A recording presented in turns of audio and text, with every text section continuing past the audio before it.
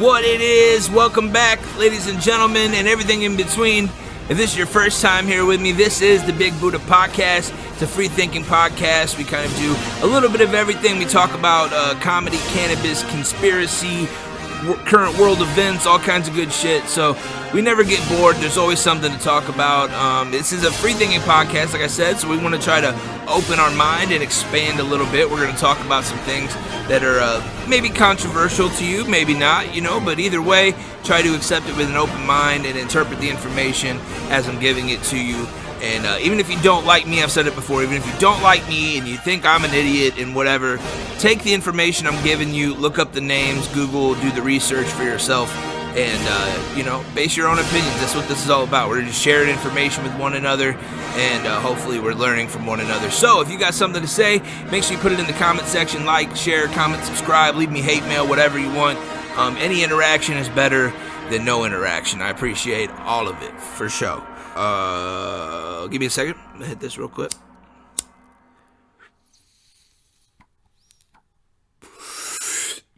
Lil Wayne lighter clicks. Yeah, we're gonna move into our next segment right meow. Today, my friends, is November 5th. It's an important day for a lot of reasons. But for most of us Americans, we're sitting here kind of still biting our nails, waiting on the results of the 2020 presidential election. Although it is still unclear who will win the throne, it's abundantly clear who has won the election thus far, and that is our good old friend, Mary Jane. Seeing as the cannabis industry is booming regardless of the pandemic and the fact that only 1 in 3 Americans have access to legal marijuana currently, also observing the numbers in surrounding states such as the kind of consistent sales we've had here in the state of Illinois, who actually only legalized recreational use of marijuana earlier this year, it is no surprise that now 4 states have newly motioned to legalize marijuana for recreational use, and they will sell weed within their state's boundaries as such. South Dakota is actually the first state that we've seen legalize both medical and recreational use of marijuana at the same damn time, which is pretty cool. These initiatives are only the first step, though, unfortunately. After voters approve the measures, state legislators normally would need to set up regulatory structures within each state to manage the sale of marijuana and all that good stuff. New Jersey has found a way to speed up this process. They've navigated mail-in ballots similar to the ones that we just used in the face of coronavirus to vote for president. In New Jersey, where medical use is already legal, state lawmakers, unable to drum up enough support to pass a bill to fully legalize marijuana, agreed to place the question directly to voters. Do you approve amending the Constitution to legalize a controlled form of marijuana called cannabis? Public question number 1 will amend the state constitution to legalize cannabis for personal, non-medical use by adults 21 and older. The state commission that oversees the medical market will also regulate the personal market, which is nice, so it'll be consistent.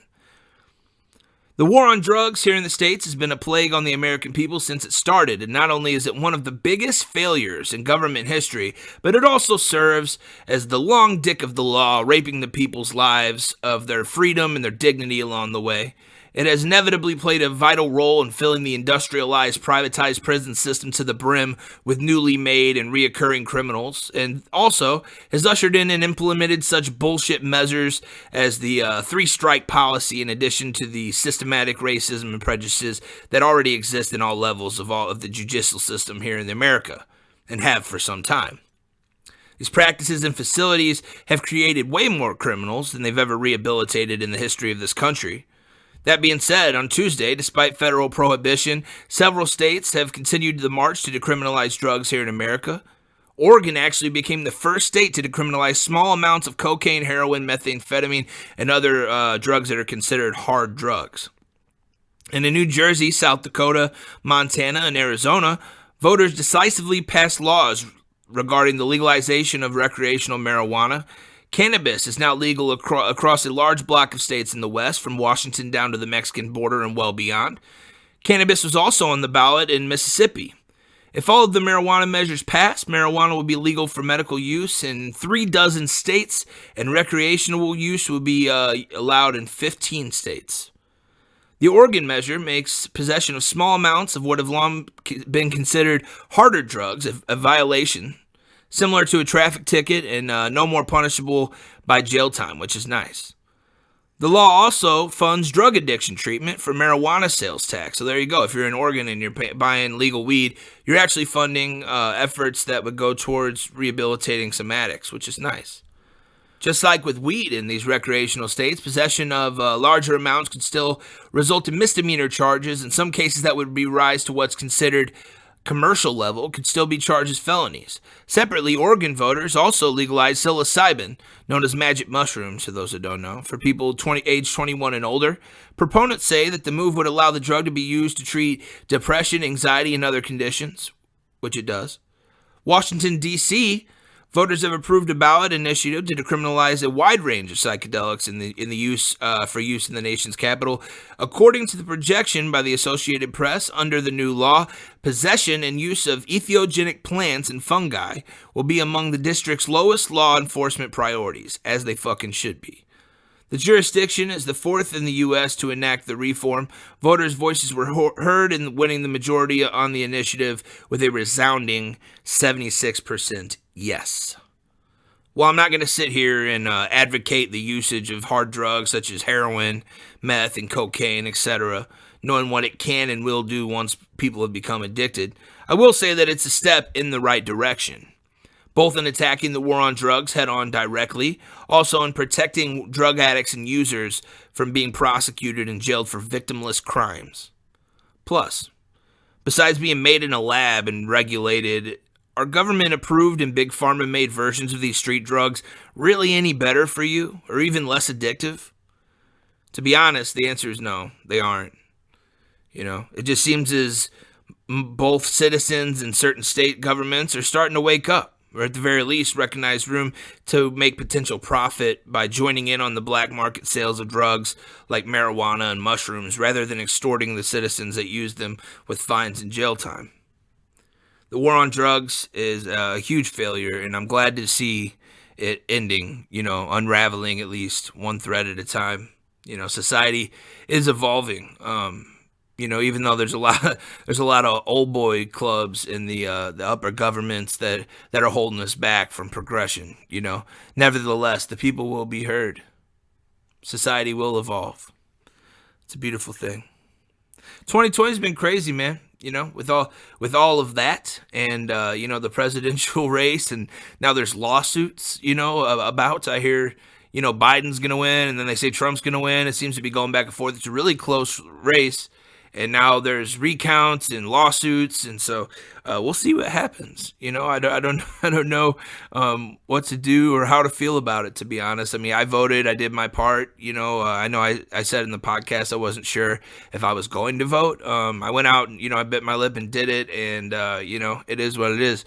But we'll see if we get some results. One way or the other. No matter how you feel, I'm sure you're nervous right now. No matter who you're pulling for. So. That's crazy. But as I said earlier, today is November 5th. And I'm going to start this segment off with a little poem. Remember the 5th of November, the gunpowder, treason, and plots. I know of no reason why the gunpowder treason should ever be forgot. This poem, of course, refers to Guy Fawkes and his now infamous plot to blow up the London's House of Parliament on November 5th in 1605. Fawkes' aim was to remove King James I from the throne and restore Britain's Catholic monarchy.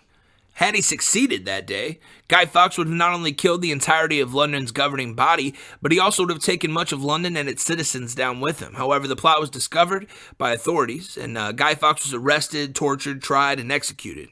After that, Guy Fawkes would have become a forgotten martyr or a terrorist in history, and yet, November 5th has become recognized as a British holiday, Guy Fawkes Day. In 4 centuries since November 5th, 1605, Guy Fawkes Day has taken on different meanings, attracting the support of different groups at different times for different purposes. During the 17th century, it was a Protestant celebration of provincial deliverance.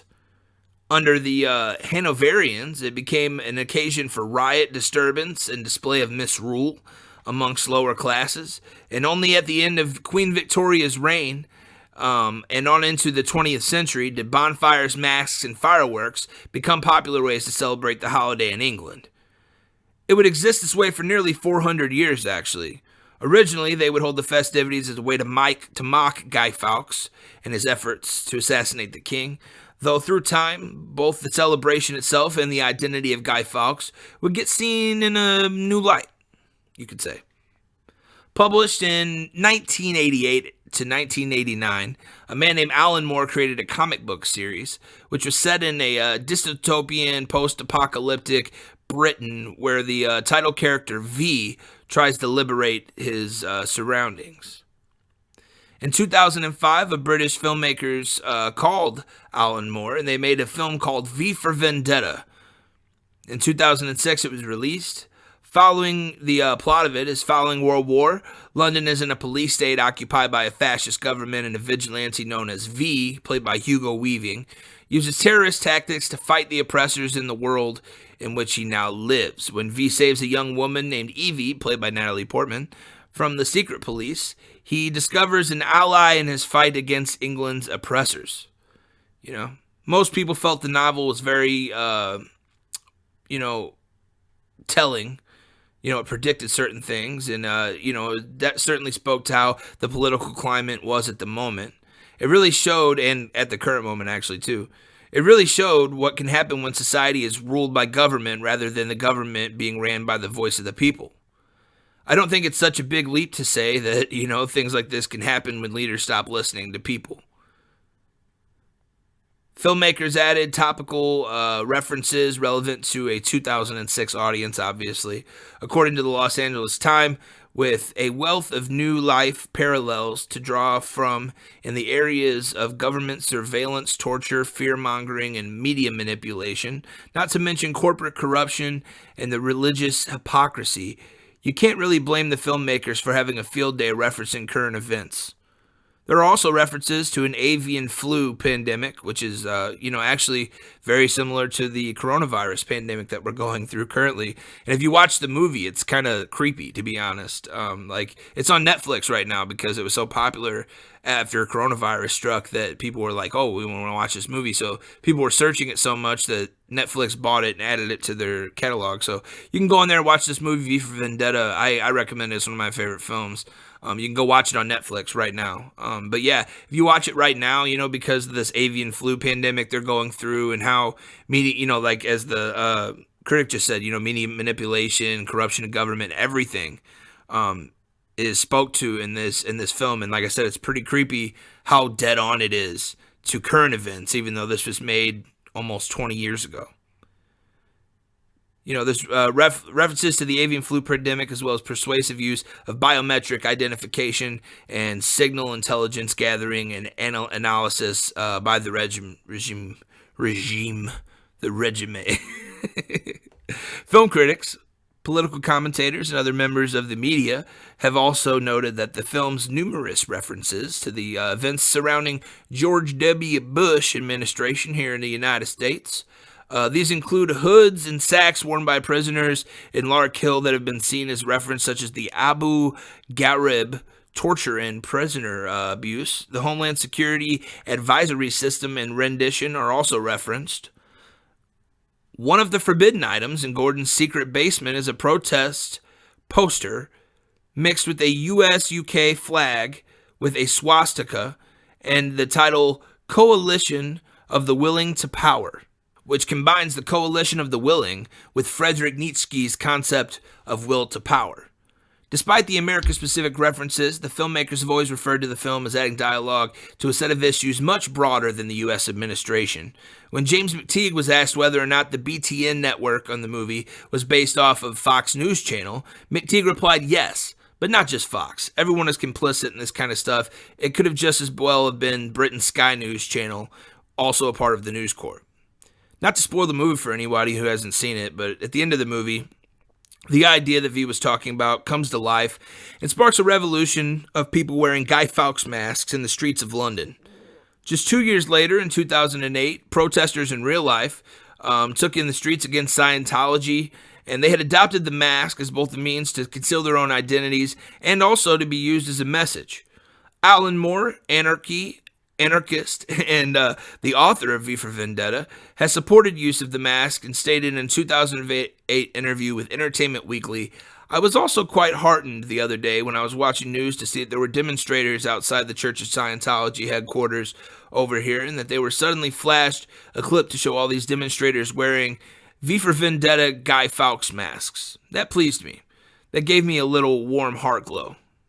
Whilst Moore did not create such a character for the purposes that it serves, as he explains to The Guardian, suppose when I was writing V for Vendetta, I would, in my secret heart of hearts, have thought, wouldn't it be great if these ideas actually made an impact? So when you start seeing the ideal fantasy intrude on regular world, it's peculiar. It feels like a character I created 30 years ago and somehow has escaped the realm of fiction. The mask soon became commonly worn at many times in many different protests around the world, and also taken on online message boards, including 4chan, the chaotic incognito forum where hacktivist protesting icon group Anonymous seems to have first came on the scene. Anonymous has become increasingly notorious throughout the years for their attacks on many organizations, including the CIA, the Ku Klux Klan, Visa, PayPal, under the flags of causes like libertarianism and anti-capitalism. The higher the profile of Anonymous, the more we see the historic Guy Fawkes masks, and believe me, they've done quite a lot. Since 2006, the Anonymous Coalition has waged digital war and has been seen protesting against many people and organizations that are doing wrong to the people in their area worldwide. This prestigious list includes a who's who of churches, local and federal governments, pedophiles, presidents, royalty, you name it, they've went after it. They went to war hacking the servers of Sony, PayPal, MasterCard, Visa, Iran, Australia, Germany, America, Egypt, etc. And that was all just before 2011. Even to this day, when a situation arises and they feel motivated to interject, Anonymous will come out of hiding to deliver a message, mostly focused on humanitarian efforts and rivaling censorship, police brutality, government overreach, and abuse of power. Anonymous has succeeded in both scaring people and organizations and people in power, notably, into doing the right thing, whether by hijacking or removing their websites, airing out their dirty laundry, or simply blackmailing their oppositions into submission.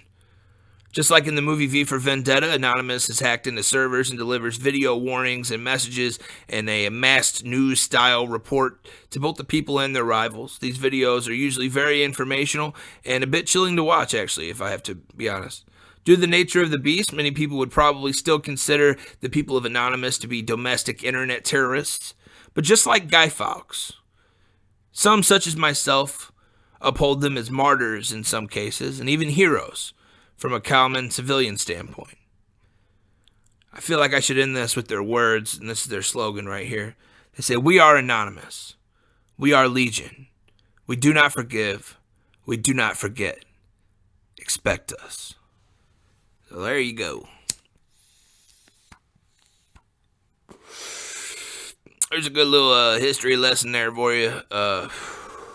You didn't know about the legend of Guy Fawkes and V for Vendetta and how that attributes and relates to the current hacktivist group Anonymous, then got you a little bit of background there for you. And it's related to November 5th because today is Guy Fawkes Day. So if you're from America and you're not hip, now you are. Thank you for joining me, though. You know what I'm saying? I really don't have that much to go over today. I just kind of wanted to poke in, say what's up. I'm still in Facebook jail. Still in solitary social media confinement. And so on my regular page, I can't even post the episode. I can't post the Halloween episode just from last week. I can't do none of that. So make sure you guys are kicking the ball around, sharing with your friends and family and all that good stuff. As I've said many times before, I'm on Spotify, I'm on iHeartRadio, I'm on YouTube's usually gets it first. I'm not gonna lie, like I'll put it up on my Buzzsprout account, which will add it to my Spotify and my iHeart in time. So really I do that first, but it takes, an hour or so for that to usually catch up. Spotify is usually pretty quick. iHeart takes about a few hours, but YouTube, in Facebook, usually I'll just like schedule, a drop time 30 minutes from when I upload the episode, and usually that's the way it works. Unfortunately, with Buzzsprout, you have to pay for a premium, so I have to pay for their services, and they have different levels of payment, so I can only upload like 3 hours of content per month, based on the package that I'm currently paying for, that I can't afford. So it kind of sucks that I can only upload 3 episodes a month, and so as of such, I'm trying to keep the episodes relatively condensed from here on out, that just so I can add more throughout the month, just in case anything happens, or if there's a holiday or a conspiracy I want to go over. I can drop with you guys without having to drop the money and all that good stuff. And while I do support a lot of my listeners out there, if you guys have made it this far into the podcast, and obviously you're an OG, you're the real deal, real McCoy, and you're a true blue motherfucker, and I appreciate the fuck out of you guys, no doubt. But until I can drum up more listeners and this becomes more of a business for me, unfortunately, I can't bring myself to sacrifice finances for more output until this grows a little bit. So it's kind of a double-edged sword, you know what I'm saying? Because it doesn't grow without promotion, and you can't promote without money, which is pretty much where I'm at. But in the future, I do want to do, I have some promotional ideas. I want to put together a Buddha box, which is just like a gift package for listeners, and different promotional items, and I want to make some t-shirts and stuff like that. And I've been talking about this since fucking episode 2. So those of you that do listen all the time, you're like, yeah, shut up, dude, we get it, you're not gonna fucking do it, you keep talking about it. But I did say I was gonna have guests, and I brought CJ, and he was my guest once, and I haven't had a guest back since. But we tried. I'm having some technical difficulties, and it's much easier just to record myself than it is to schedule a time block and potentially waste a friend or a guest's time, if my computer decides to be a jack off and not record. What happened was I invited my friend Chris over. We did a whole 2-hour episode. It was 2.5 hours or something super long.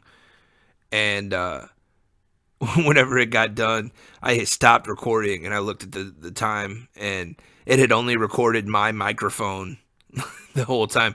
And while we were high and it could have been a user error, I'm pretty good about selecting and arming the mics before I hit record. You know what I'm saying? It's kind of one of those things. Just like I get into a habit of control-S-ing all the time when I'm, saving projects, just when I'm working on them, because you never know, shit could crash, you could lose the whole file, or anything can happen, and especially in audio engineering. And so, I just really didn't want to, we were a bit disappointed, and I'm sure he was disappointed in me, and so I didn't want to invite anybody else on. But, you know what I'm saying, I did talk about Season 2, when Season 1 gets wrapped up, and I'm done, hiding behind the microphone. I'm going to invest in some cameras, some GoPros, stuff like that, and I'm going to schedule some studio time at a place that has a podcast facility, and we will do videos, maybe live stream videos even, but I will have guests, and we will do videos on those live streams, which will be nice.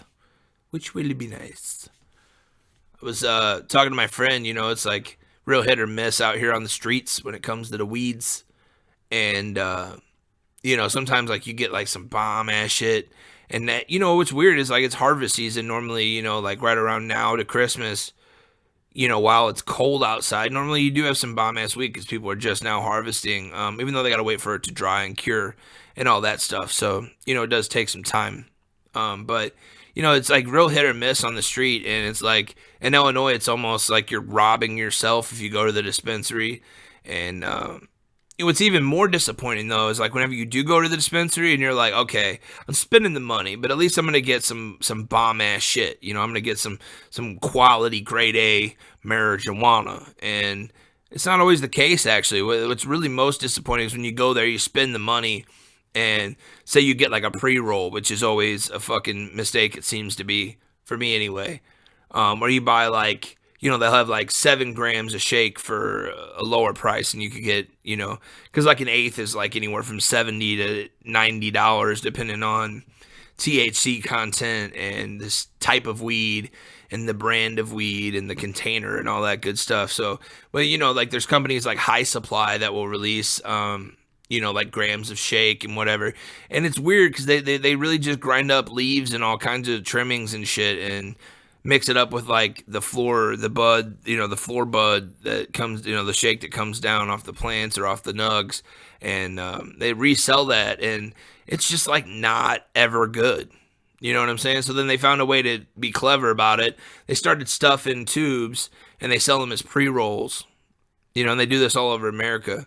But here in Illinois, it's like the pre-rolls are like just shake, dude. You can taste it. You can taste it. It's like stale.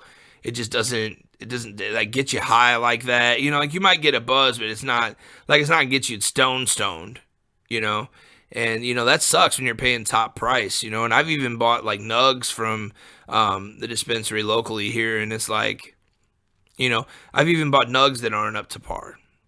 Actually, the first time I bought legal marijuana here in Illinois, I went to the Collinsville dispensary, Illinois Supply and Provisions, and I got some like strawberry number 14 or some shit like that.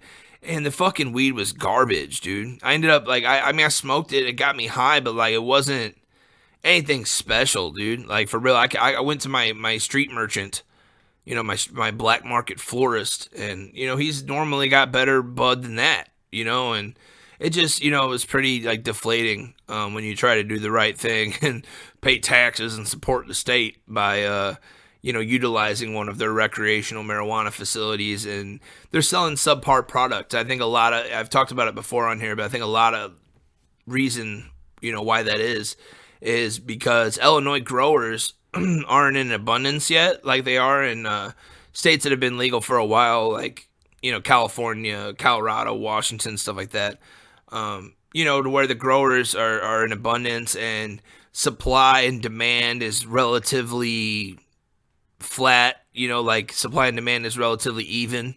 We have a lopsided situation here in Illinois where demand, regardless of the pandemic, as I said earlier in the episode, is super high right now. And we will go to the store and we will pay your ridiculous fucking bullshit tax and prices and your 8 taxes or whatever just to get some awesome product. And I think they did like 65 million or something this year, maybe more than that even already, in sales in cannabis. So, while that's the case, you guys, they don't have, the demand is so high that they don't have the supply to keep up with it. And so Illinois growers, while, they're few and far in between from here all the way up to Chicago, it's kind of weird because, they sell, we've had medical marijuana forever, and they can outsource for that, but I'm not sure why they're not, ordering, I guess they figured, why should they? We can hire our own, we can have our own federal grow facilities,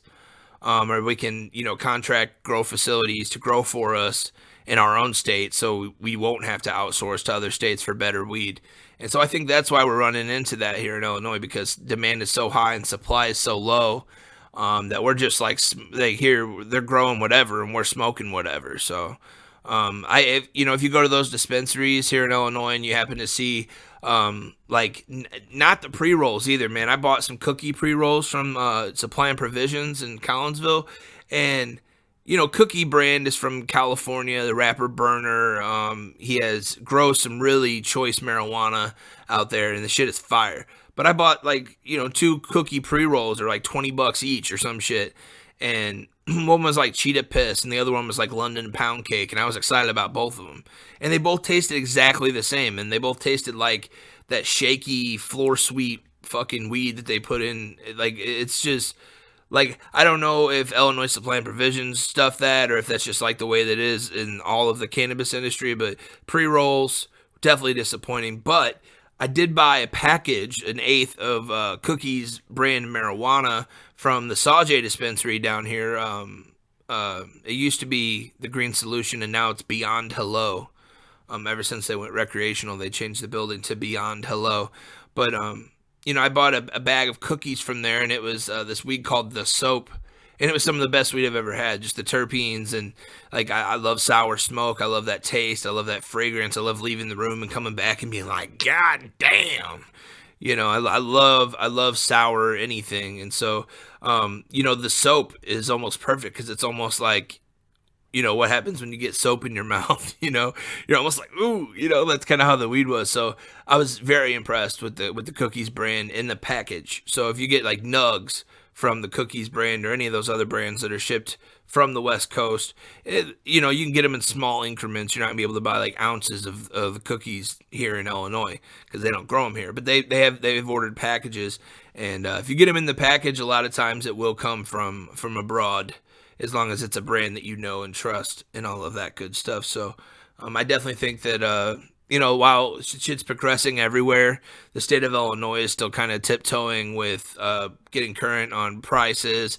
And honestly, I don't expect them to lower the prices, even when the supply meets the demand in the middle. I think that, they'll charge as much as they can for as long as they can, as long as we let them, And one thing I am hoping for is just, the black market to improve. More people will maybe grow, and thus we will have better weed on the street as well. Who knows? We'll see. But thank you for joining me on this. This has been a wonderful episode. I hope it was very informative. I know it was not a whole lot going on, but we're kind of going mad watching the world around us unfurl the way it has been here in 2020, and hopefully we get results for this U.S. presidential election here in the next couple of days. If it goes past 7 days, as I said in the mail ballot episode, the swing states will be constitutionally required to certify an elector. And at that time, Donald Trump could completely just ask the state representatives to disregard the popular vote and to elect whoever they see fit. And I don't know how we would convince them other than with money under the table, but it could happen. So, get ready for a shitstorm if that happens. Also, I think it's going to be a shitstorm anyway, just because he thinks Biden's trying to steal the election, and Biden feels like he's trying to steal the election. So, they're both fucking idiots to be 100. But I don't know. I'm just ready for all this election shit to be over. I'm tired of all the election mail, man. I'm tired of the mail every fucking day. You get those ads and those postcards and the big postcards, and I can't. I'm just ready for the commercials and everything to be over. And honestly, I don't expect anything to change. Right or left, dumb or smart, it doesn't matter. We're all fucked. Anarchy 2020. V for Vendetta would approve of that, But anyway, happy Guy Fawkes Day. Hope you guys have a good one. Take care of each other out there.